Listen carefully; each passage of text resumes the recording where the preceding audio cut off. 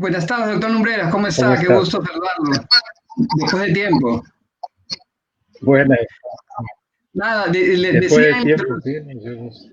después de tiempo que no nos vemos. Decía que nunca le pude hacer ese par de preguntas que yo tengo guardadas porque yo leí en el colegio este libro de los orígenes de la civilización en el Perú y hace 30 años tenía dos interrogantes que el libro además, ahora que lo he estado releyendo, te despertaba justamente esa idea de no estar conforme con la manera en que se ha visto la historia en el Perú, ¿no? Y entonces, como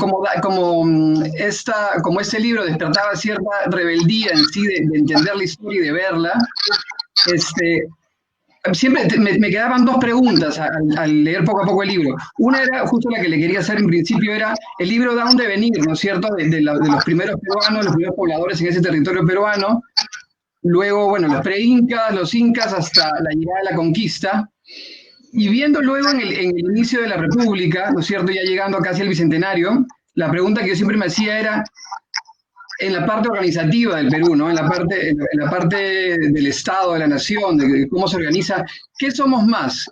Descendientes, como siempre nos llamamos, de los incas, o más del virreinato. O sea, estamos más cercanos a Micaela Bastidas y Túpac Amaru, o quizá más al Inquisidor Areche, por ejemplo, ¿no?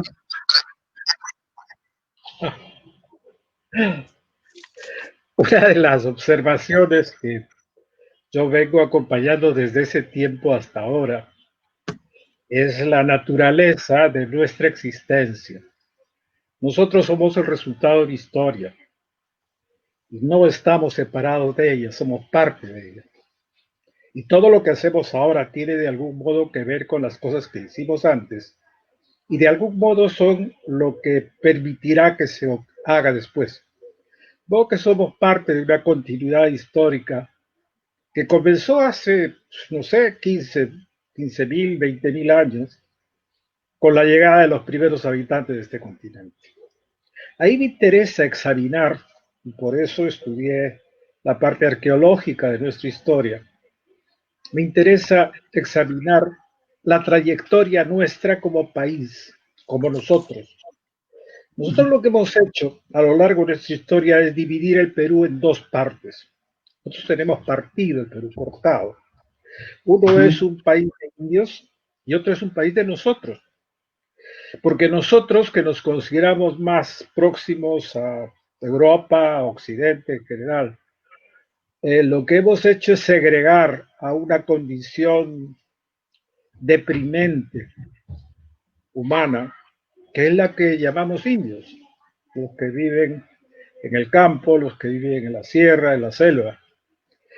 Y a raíz de eso tenemos una actitud frente a nosotros que es muy problemática.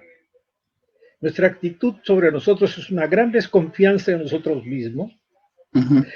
La idea, además de que somos algo así como adolescentes o niños en crecimiento, hay un libro de Luis Alberto Sánchez que se llama algo así como la historia del Perú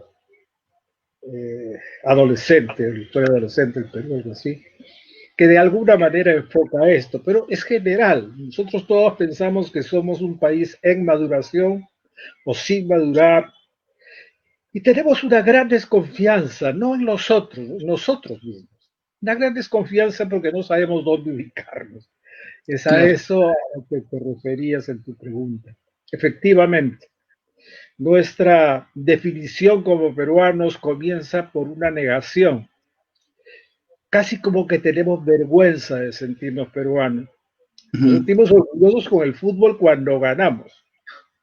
Nos sentimos quejosos, terribles cuando perdemos. Sí. Y aparentemente nuestro país está determinado por la manera como pateamos la pelota. Sí. Esa es una cosa que indica compromisos psicológicos, ideológicos, muy profundos, pero muy dañinos. Nos hace ver como menos a muchos de nuestros contemporáneos, paisanos, a los cuales consideramos menos. Nosotros tenemos una escala de venosidad, digamos, Sí. declinante. desde aquellos a los que consideramos superiores a nosotros y a aquellos que consideramos absolutamente inferiores a nosotros. Y esa escala nos confunde y nos hace proceder en el Perú a partir de ese esquema. No es un problema de clase social, no es ni siquiera un problema cultural, que podría serlo. Es un problema histórico que se fue construyendo y lo seguimos construyendo. Basta darnos cuenta, por ejemplo, que la historia la hemos dividido en historia prehispánica e historia hispánica. En la prehispánica se habla de culturas, no de seres humanos concretos. No hay seres humanos concretos. Hay culturas. La cultura chibú, la cultura nazca, no son personas las que están enterradas en las tumbas, son culturas. Y eso hace que nosotros pasemos rápidamente a una siguiente etapa de nuestra historia, que es la historia hispánica, que es la historia de España en el Perú.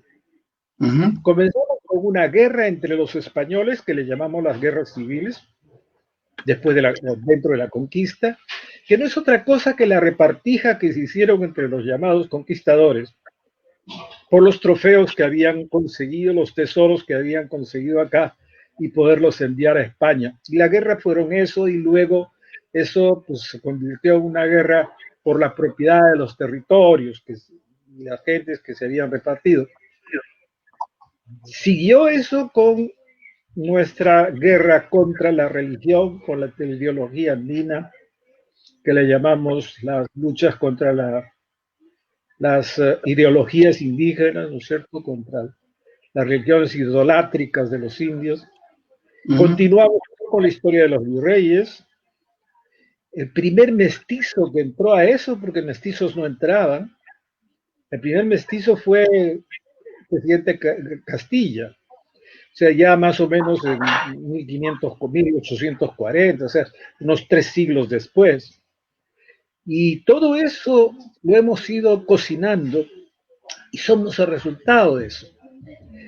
Nosotros seguimos siendo nosotros los que tenemos el Congreso con nuestros representantes, los representantes de nosotros. No hay representantes indígenas, no existen. De vez en cuando se habla de la necesidad de que ellos hagan, y anecdóticamente los hacen hablar en quechua y piensan, o en aymara, y piensan que con eso se ha resuelto el problema de la discriminación. No es así. Debiera hacerse que en el Poder Judicial, en los hospitales, etcétera, se hablaran las lenguas nativas, pero no es así.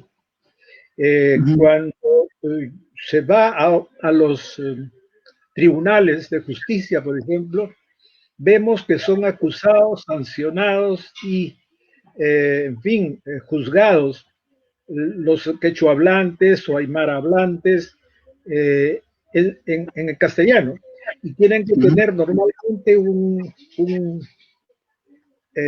traductor que esté al lado, que traduzca al quechua sus acusaciones y demás. Eso, por ejemplo, nosotros ni nos damos cuenta, eso se pasa de largo.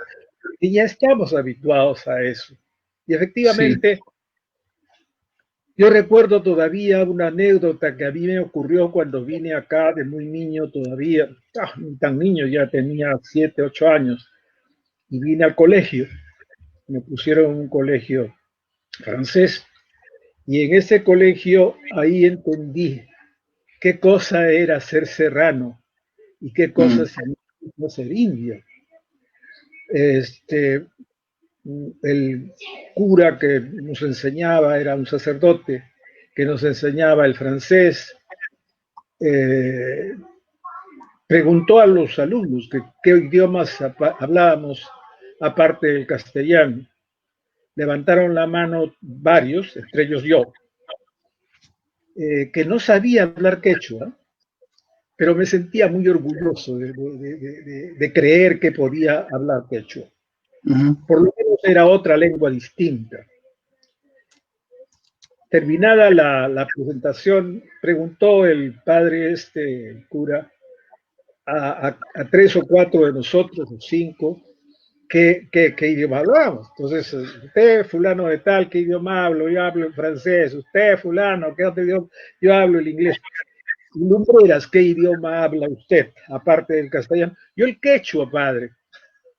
En los anteriores casos, cuando alguien decía que hablaba inglés o francés, habían aplausos y grandes algarabías en la clase.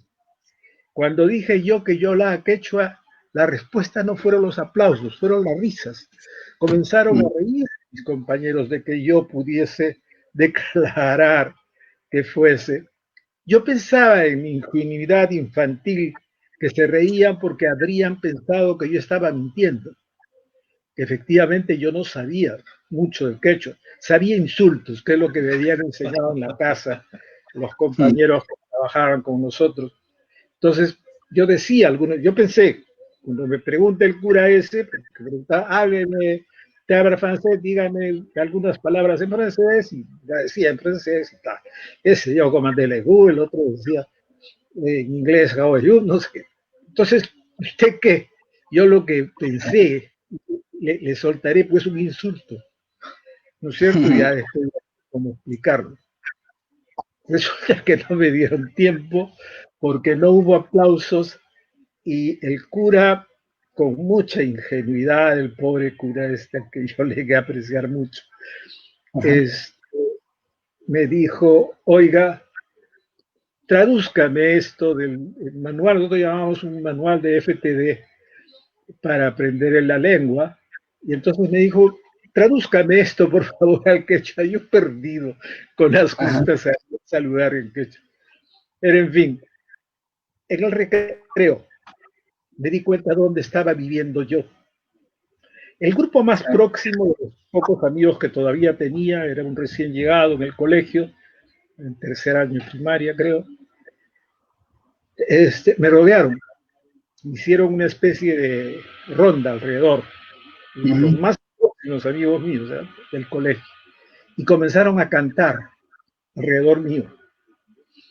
Lucho, de Luis, Lucho Serrucho, ya. Porque además yo declaré que era ayacuchano, lo cual me sentía yo con mucho orgullo. Entonces era Lucho, Serrucho, de Ayacucho, se daban vueltas. Yo estaba totalmente perdido.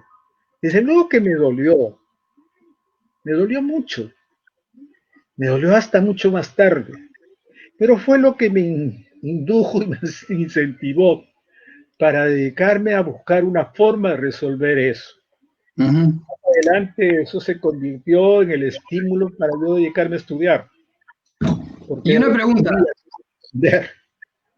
Perdón por ¿Ah? Y no, le quería preguntar, y rumbo al Bicentenario, que ya estamos a casi un año, ¿cuáles serían para usted los elementos como país para amalgamar un país que pueda ser ya no un país adolescente, sino un país un poco más crecido, que llegue a una mayoría de edad, al menos en el Bicentenario, ¿no? ¿Qué elementos en esos dos Perús que usted nos comentaba, o esos más ideas de Perú, cuáles son los elementos en común que podríamos, pues, un poco tomar en cuenta para crecer un poco más, para salir de la adolescencia?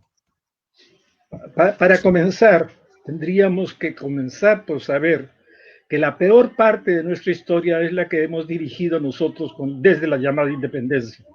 O sea, hace 200 años comenzamos la etapa más dura y más difícil, más compleja. Es cuando expulsamos de la condición nacional al mundo indígena, es decir, a los otros, y nosotros, los que hablábamos castellano y seguíamos la tradición cristiana religiosa, nos consideramos superiores y construimos el país en función de eso. Si nosotros tomamos conciencia de eso, los problemas de diversidad, los problemas que hay ahora de esta suerte de como que somos muy atrasados, no hemos avanzado todavía lo suficiente, que tenemos mucho que avanzar para poder ser el ideal. El ideal es convertir Lima en algo así parecido, cuanto más parecido sea a Nueva York ahora o a Chicago. Claro. En otro momento fue parecernos a París, en otro momento fue parecernos a Sevilla. Es Es una vergüenza, pero sobre todo a partir del siglo XIX, hemos ido progresivamente pasando por afrancesados, anglicistas y ahora norteamericanizados, por imitación, Claro. no por creación propia. Sin embargo, tenemos mucha creación propia dentro de nuestra propia existencia. Hemos aprendido estamos comenzando a aprender en el pleno siglo XXI ya, fines del siglo XX, que no podemos seguir imitando a otros mundos y que nuestro país requiere de una emancipación interna en que nosotros comencemos a sentir que somos de aquí y que lo que tengamos que hacer sea de aquí y para aquí. Dejar de seguir eliminando los verdes en el desierto. Nosotros no nos damos cuenta que Lima, por ejemplo, está en medio del desierto, que es casi unos oasis que se llaman el Chillón, el Rima, los que tenemos. Y lo estamos cubriendo de cemento, es decir, estamos convirtiendo en desierto lo que no era, lo que era la parte verde del desierto. Claro. Eso lo hemos hecho a lo largo de estos 300 años. Los últimos 200 ha sido terrible. Creo yo que esta etapa, que comienza con la Constitución de 1823, ratificada en el 1824 y 1827, la bolivariana, construimos una república que no tiene nada que ver con el Perú. Y ahora, en estos días, se nos está desnudando esa imagen. Nosotros hablamos de una situación terrible respecto a la salud, que hemos abandonado la salud. No hemos abandonado nada. Lo que ocurre es que hemos tratado de imitar, y a nosotros nos cuesta muchísimo una red vial como la que nosotros pretendemos hacer, por Dios. Es 5 veces más cara que la que se pudo hacer en todo Norteamérica con el mismo tipo de conectividad. Claro. No, hacer carreteras en los Andes es una cosa muy complicada, y en la selva y en el desierto es una cosa. Aquí tenemos esto. No nos hemos entendido bien, no nos hemos enterado suficientemente de en dónde vivimos. Claro. No nos damos cuenta que son las mismas montañas, que son los mismos desiertos, los mismos bosques que existieron a lo largo de la historia. Y eso comenzó hace 200 años. ¿Sí? Perdón. Y, por ejemplo, dándole la vuelta a esa famosa pregunta que todo el mundo se hace y se repite de conversación en la catedral, de cuándo se había jodido el Perú, yo quería preguntarle cuáles fueron los puntos altos del Perú. Vemos más o menos los problemas que nos han llevado aquí, pero ¿hemos tenido algún momento de armonía, digamos, en el Perú, o todavía no hemos llegado a esos picos de armonía como país? Nosotros tuvimos 3 hasta 4 periodos grandes de armonía, digamos, en términos muy globales. Los primeros momentos, los de unificación del territorio a partir de una política general, con capacidad de estructurar procesos de dominio del medio. Nuestra guerra en el Perú, nuestras peleas constantes son con el medio ambiente, contra los terremotos, contra los fenómenos estos del Niño, contra, en fin, las irregularidades del clima, contra las diferencias y variantes del clima a lo largo del país, etc. El momento en que nosotros logramos vencer eso es en el momento en que nosotros unificamos el territorio. Primero el territorio llamado Tahuantinsuyo, luego el territorio nuestro que hemos llamado Perú.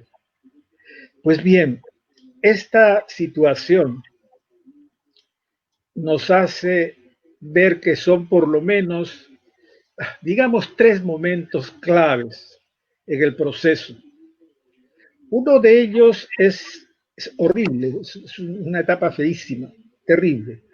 La etapa filípica en el Perú, que es cuando entró al poder el virrey Toledo, en aproximadamente el año 1560, 1600, 1560, 70, hasta cuando él derrocó a Tupac Amaru en Vilcabamba.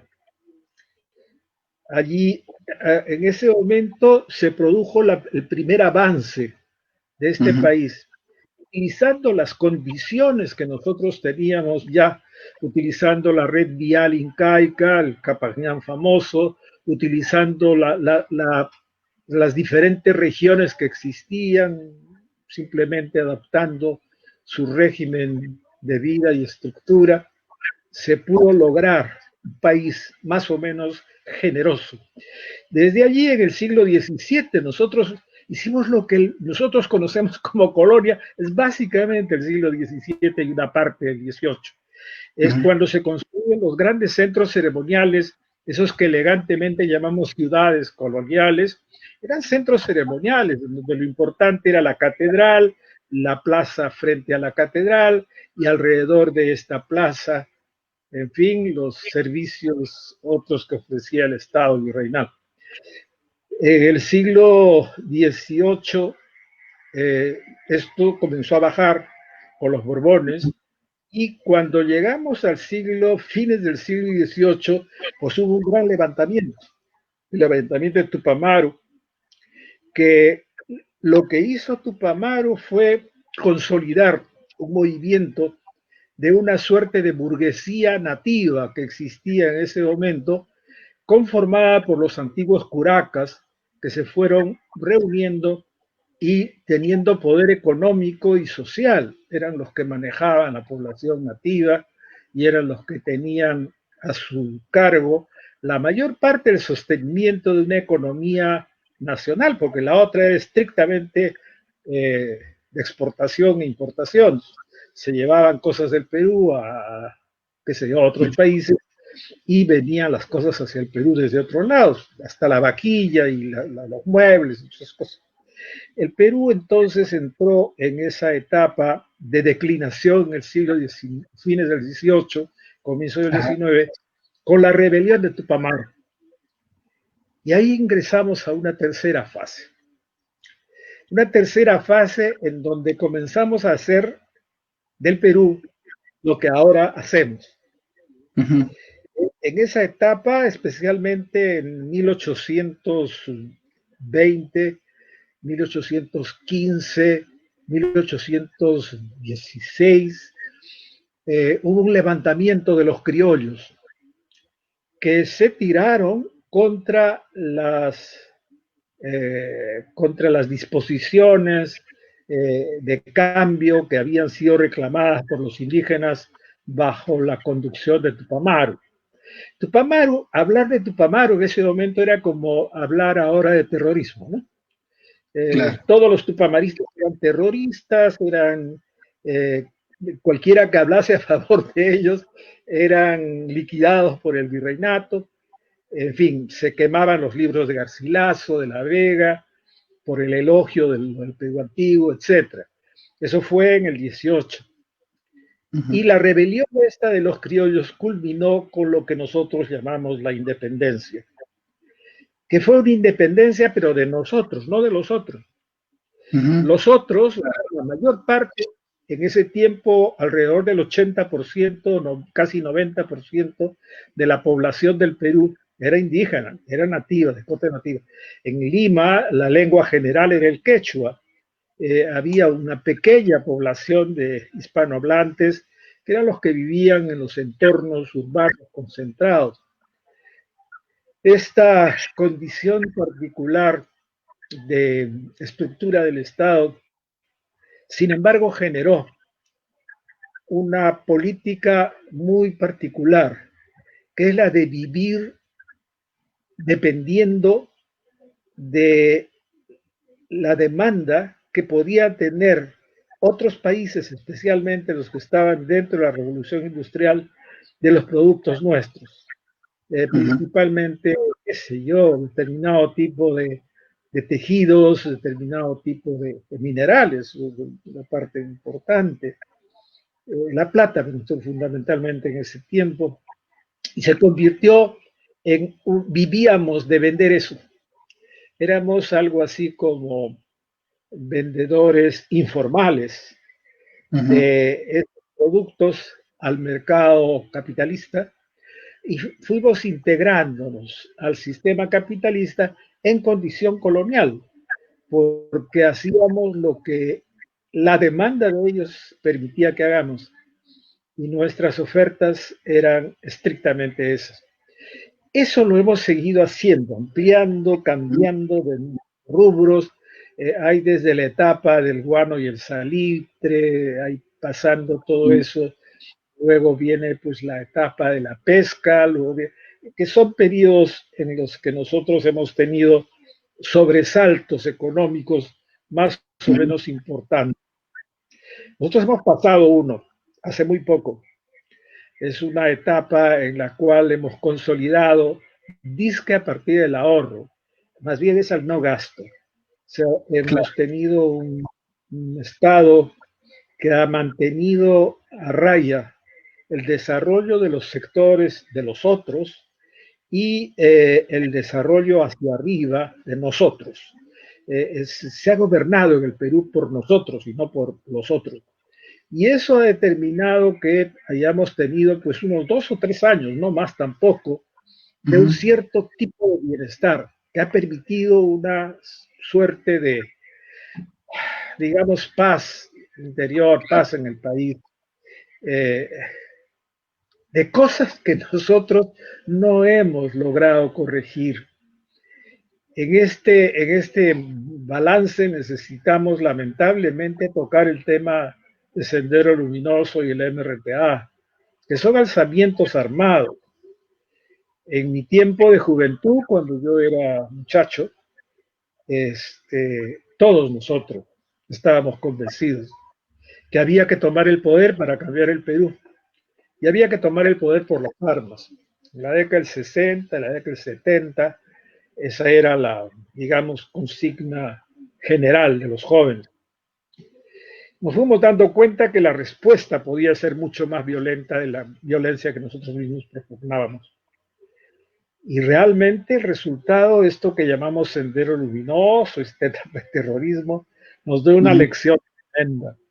¿Por qué perdimos la guerra? Pues quienes pensábamos que podíamos cambiar el Perú tomando a la fuerza del poder y para a partir de la toma del poder cambiar las instancias políticas y económicas del Perú. La cosa Ujú. evidentemente no va por ahí, va por otros rumbos. Eso Ujú. nos estamos dando cuenta poco a poco. Espero que esta pandemia tenga la virtud de inducirnos al cambio dentro de cierto tipo de reglas que nosotros mismos vamos a tener que imponernos para Sí. poder avanzar. Eso es justo lo que le quería preguntar. Hace poco en una entrevista usted dijo que esta pandemia era una lección, ¿no es cierto?, de cómo hemos ido construyendo este país. Y justo hoy vi, bueno, ya hace unos días, el Perú ha llegado al puesto número 5 a nivel mundial de mayor contagios, ¿no?, de COVID-19. A pesar de que de alguna manera hemos tomado medidas a tiempo, digamos, ¿no? Pero nos ha desnudado realmente como país, ¿no? Yo pienso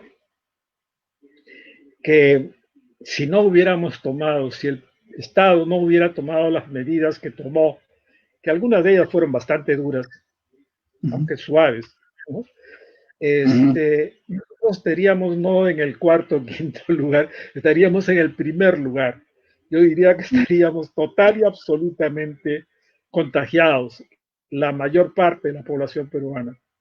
En Ajá. realidad, las medidas que se dieron lo que han hecho es bajar, relativizar el proceso de contagio al nivel en el que estamos, pero desde luego con un costo económico muy duro, muy difícil. Yo estoy francamente sorprendido de la capacidad de esta chica ministra nuestra de Economía Ujú. por la conducción de la política económica del Perú. Y creo que el gobierno de Vizcarra en ese sentido ha actuado con una cierta actitud positiva. Desde Ujú. luego, sin medir, como no era posible hacerlo, creo yo, las Ujú. consecuencias que podría traer el ensayar medidas como las que se dieron en la Segunda Guerra Mundial y en la Primera, sobre todo de los fondos pro desocupados, que aquellos que no tenían trabajo, pues tenían un ingreso asegurado por el Estado. Eso, cuando teníamos, qué sé yo, 8 millones, 6 millones de habitantes, podía más o menos manejarse. Pero ahora con 30 y tantos millones y con la concentración urbana como la de Lima, que tiene pues más de 10 millones, 12, 13 millones de habitantes, y otras ciudades con varios millones de habitantes, la situación es mucho más compleja y mucho más difícil. Pero creo que es una oportunidad histórica el poder salir de esto que nosotros tenemos, y ojalá lo podamos salir, no sé si con éxito, pero que lo podamos salir de esto. Ojalá que pronto, además, ¿no? Doctor Lumbrera, no quería acabar la entrevista sin dejar de preguntarle por Arguedas. Yo sé que usted fue amigo suyo, ¿no? Y quería que nos cuente un poco acerca de Arguedas. Bueno, José María Arguedas era un amigo no permanente, no éramos del tipo de amigos constantes. Normalmente nos juntábamos y conversábamos mucho en determinadas circunstancias. Y fue uno de mis promotores, una de las personas a las que yo tengo que agradecer mucho las oportunidades de trabajo que tuve. Él me pidió que lo reemplace en el dictado de cursos en la Cantuta, que en ese tiempo era Escuela Normal Superior. Él y el doctor Peñalosa, pero fue fundamentalmente José María y José Matos Mar los que me indujeron a tomar cursos allí, donde aprendí a enseñar desde niños de la primaria y secundaria, darles clases de historia del Perú, que para mí era la cosa más aburrida del mundo, darles clases a los niños, todos ellos, de la Cantuta, y luego pues a los de la normal, o sea, los dos extremos, ¿no es cierto? Los niños y los jóvenes que se preparaban para ser maestros. Dicté dos cursos preciosos con José María, uno que se llamaba Tareas del Perú en su historia, que era en realidad era un curso de evaluación de la historia del Perú, y que a mí de algún modo pues me introdujo en la perspectiva histórica que yo creo que he ido desarrollando.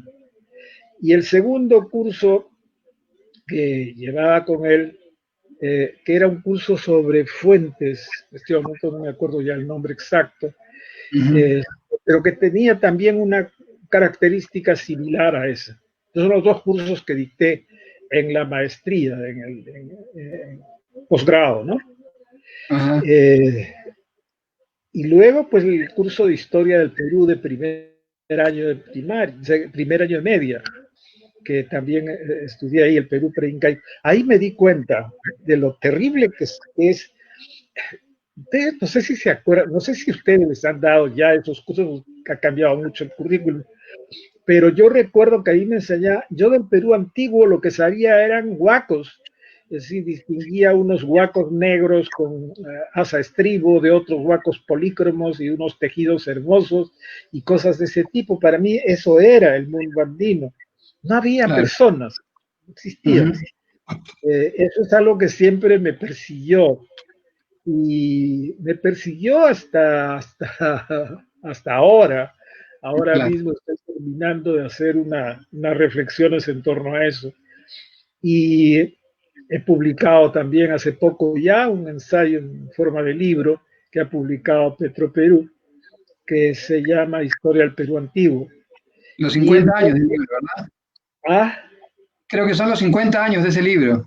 Sí, 50 años cumplió la primera edición, que es una edición que yo quiero muchísimo.